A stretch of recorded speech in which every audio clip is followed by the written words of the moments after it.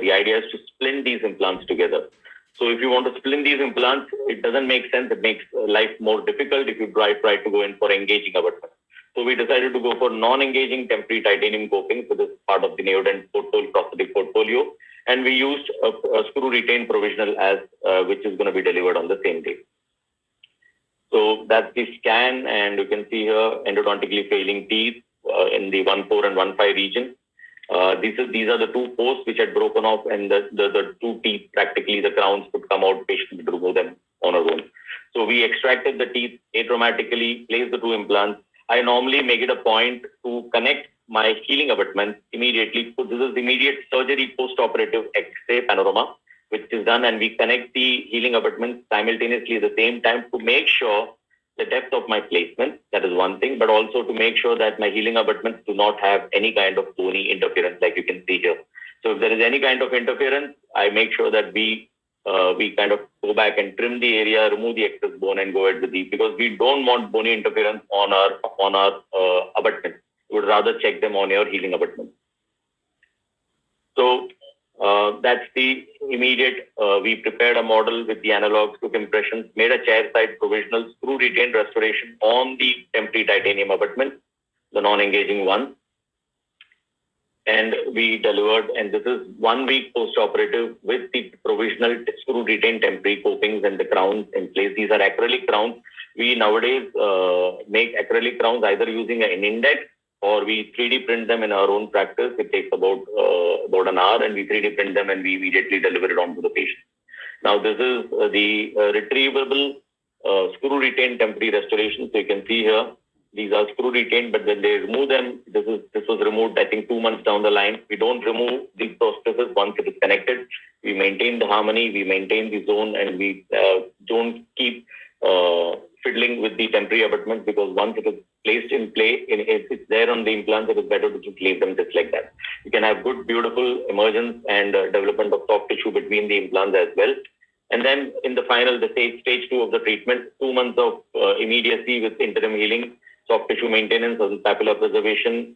Final impressions were taken at fixture level, and we went ahead with single crown. So we went ahead with engaging TI basis, and we had zirconia, full contour zirconia restorations glued onto the TI basis and delivered to the patient. So you can see here, these are the TI bases engaging, because we wanted to go in with separate crowns. The provisional crowns were splinted, but the final crowns were separate.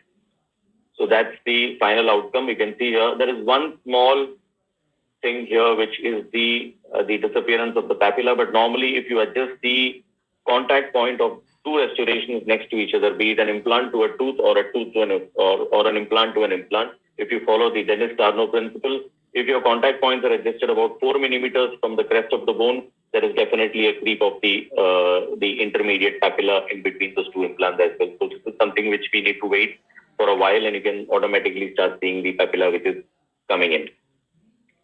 Now, the last case which I want to discuss is the one abutment one time concept, which is primarily which I wanted to focus my lecture on. So if you believe in this concept, we have other speakers also talking on the same aspect. It makes more practical sense nowadays to connect your final abutment. You choose them wisely, but connect them on the same day of your surgery, and you leave them. Do not remove them or retrieve them, and you just go ahead with abutment level or transmucosal implant prosthodontics. So basically means that you're going to be taking your prosthesis, your impressions at tissue level, your prosthesis is going to be delivered at tissue level, your trials are going to be delivered, taken at tissue level. So you don't come back to the fixture level. That's where the smartness is. So you don't destroy the hemidesmosomal attachment, and you make sure that the implant longevity and the perio integration of the implant, especially in the critical biologic zone or the biologic width of the area, remains intact during the entire life of the implant. So now we had this very old patient of mine. He has been coming to me. You can see here different implants placed at different parts. People from India will a big hi to all my colleagues and friends who are online right now. And we'll see that these are the different implants which were there in India at different points of time. So everyone recognized this implant, which was done a few years back, quite popular. But the patient presented to us with this zone, basically where he broke an existing bridge and he had broken root pieces, infected teeth. And he's like, when a patient with existing implants like this comes to you, the only thing they ask for is implants. There is no need for any kind of counseling or education because they already know what they are in for. So the objective is to immediately extract, place the implants, follow the subcrestal concept, one abutment, one time concept, which is the practical choice nowadays, work at tissue level, deliver at tissue level, immediate loading with an immediate provisional, and go for screw retained provisionals because screw retained provisionals makes life easier. So 70-year-old guy, very old patient from my practice, fair medical history. We extracted these teeth 3-3, 3-2, 4-2, 4-3, and immediately went ahead with the implant placement. GMLX 3.75 by 13 placed immediately, placed them really deep inside the bone. In this case, since the anterior mandible, you need to use the countersink drills or the plus drills, which goes with the implant kit. You need to place these, and we don't want an implant lockout, so you need to place these implants in dense bone. You need to use the plus drills for over contouring your osteotomy so that you can have good submergence of your implants subcrestally. So that's the post-op X-ray with 2 implants in place, but it doesn't end here. What we need to do is to immediately temporize. So we take impressions, and we can, before we come there, we go ahead with connecting the mini conical abutment. That is one thing which I love about the Neodent system is the mini conical abutment. It's the ability of these abutments to be used in multiple teeth. It's not intended for single teeth, and it can be beautifully employed for the one abutment, one time concept. You connect these solid mini conical abutments and you torque them at 32 newtons and just leave them just like that and let the implant heal along with the abutment connected onto it. So in this case, the mini conical abutments were connected. This is 24-hour post-operative situation with the healing caps on. Mini conical is a non-engaging abutment. It follows the transmucosal element concept. It's kind of like a TME. It's a one-piece solid abutment. It converts primarily what it does is the helix is an engaging implant with an indexation. So what it primarily does is it converts the indexation of the implant internally and it converts it into an external connection and makes it non-engaging at the same time. So when you're doing multiple teeth, like you're going to do a 3-unit bridge or a 6-unit bridge or a full arch restoration, these mini conical abutments really make life easy because you're working at tissue level at a non-engaging platform with a nice cone or a nice taper, and extreme angulations can also be corrected at the same time. It's the ideal abutment of choice for immediate screw retained prosthesis. So that's the prosthetic portfolio. What we primarily use for immediate temporization is the Neo titanium coping, which is a non-engaging coping, which sits exactly on top of this. And we go ahead with the immediate temporization. So impressions taken immediately after the surgery and protection cylinders placed.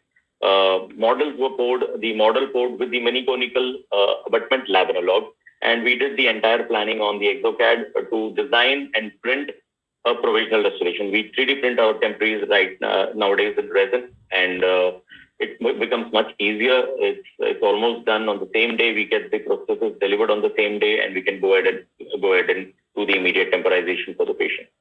So primarily what is done is we use these temporary titanium copings which are non-engaging. We connect them onto the implants. This is the 3D printed provisional, and we don't do a lab pickup of these copings onto the provisional prosthesis.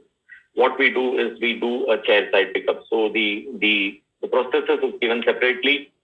You can see here the prosthesis is given separately. The copings are given separately. We connect them onto the patient like this. You can see here the copings are connected, and then we use an interim glue, or we can use any kind of anaerobic resin like Variolink or Duolink, and we can pick up these copings onto the provisional prosthesis. So that's the final restorative outcome in terms of provisionalization using the one abutment, one time concept, almost delivered within 24 hours after the placement of the implant. So I think this brings me to the end of the lecture because I'm almost on time, more than 30 minutes. I thank you all, and a big namaste from India. Thank you.